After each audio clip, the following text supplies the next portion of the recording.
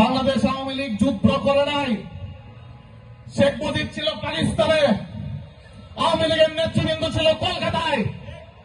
এই দেশে যুদ্ধ করেছে এই দেশের মেহনতি মানুষ, সাধারণ জনতা। 5 বছর স্যার, আমরা 5 বছর চাই। আমার কাছে এই কথাটা যেন কেন জানি আমরা ইদানিং দেখি আপার মতো। ছাত্রদল তথা বিএনপি 24-এর আন্দোলনকে পুঁজি করে ব্যবসা করে না। বৈষম্য বিরোধী ছাত্র নেতারা ক্রেডিট নিতে চায় আন্দোলনের।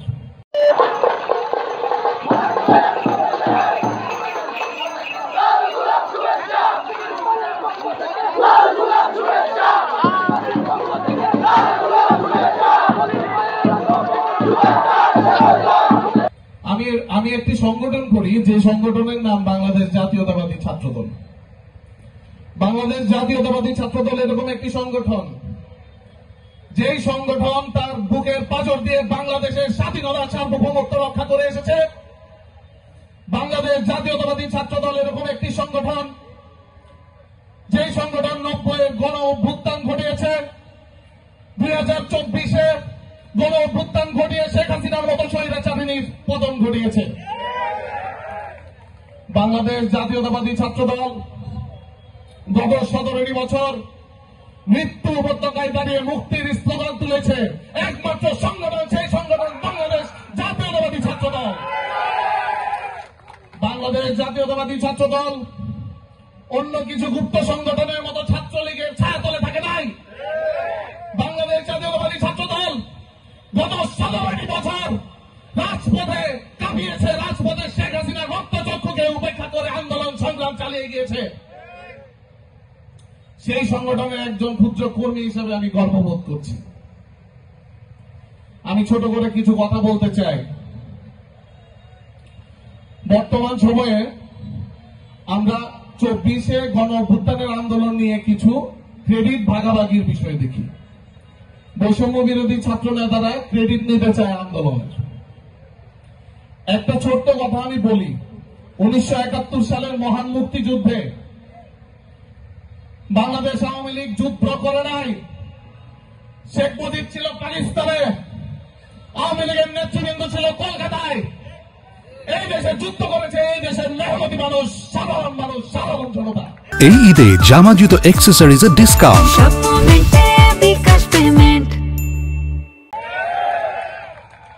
যুদ্ধের পরবর্তী সময় আমরা দেখলাম মুক্তিযুদ্ধের ক্রেডিট নিল আওয়ামী লীগ, এবং 53 বছর এই দেশে সেই মুক্তিযুদ্ধের ব্যবসা করে তারা রাজনীতি করেছে। 24-এর গণ আন্দোলন করেছে এই দেশের সাধারণ ছাত্র ছাত্রীরা, সাধারণ জনতা, খেটে খাওয়া মানুষ। সেই আন্দোলন পরবর্তী সময় আমরা দেখলাম কিছু সংখ্যক কচি কাঁচা ছেলে পেলে ক্রেডিট নিতে চায়। আরে ভাই, রাজপথে আমিও ছিলাম, রাজপথে তুমিও ছিলে। এই আন্দোলনের ক্রেডিট যারা এই আন্দোলনের প্রাণ দিয়েছে, যারা চোখ হারিয়েছে, যারা পঙ্গুত্ব বরণ করেছে, ছাত্রদল তথা বিএনপি 24-এর আন্দোলনকে পুঁজি করে ব্যবসা করে না।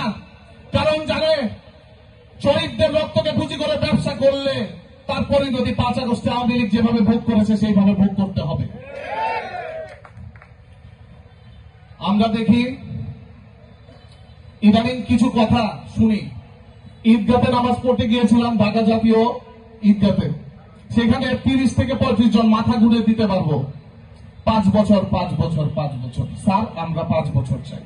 আমার কাছে এই কথাটা যেন কেন জানি আমরা ইদানিং দেখি আপার মতো। কিছু লোক যেমন ফোনে আপা করে, ঠিক কিছু লোক 5 বছর করে। স্পষ্ট করে বলতে চাই, গত 17 বছর যেভাবে আন্দোলন সংগ্রাম করা হয়েছে, দরকার পড়লে আগামীতে 17 বছর এভাবে আন্দোলন সংগ্রাম করা হবে, কিন্তু এদেশের মানুষের ভোটের অধিকার ফিরিয়ে আনা হবে ইনশাল্লাহ।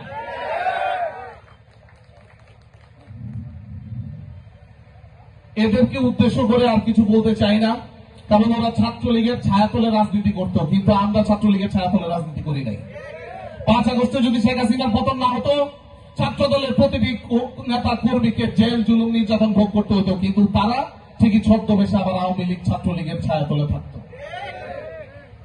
যাই হোক, আমার বক্তব্য আর দীর্ঘায়িত করব না, সময় স্বল্পতার কারণে বক্তব্য দীর্ঘায়িত করতে পারছি না। আমার বক্তব্যের মধ্যে যদি কোনো ভুল ভ্রান্তি হয়ে থাকে তাহলে আপনারা সবাই ক্ষমা সুন্দর দৃষ্টিতে দেখবেন।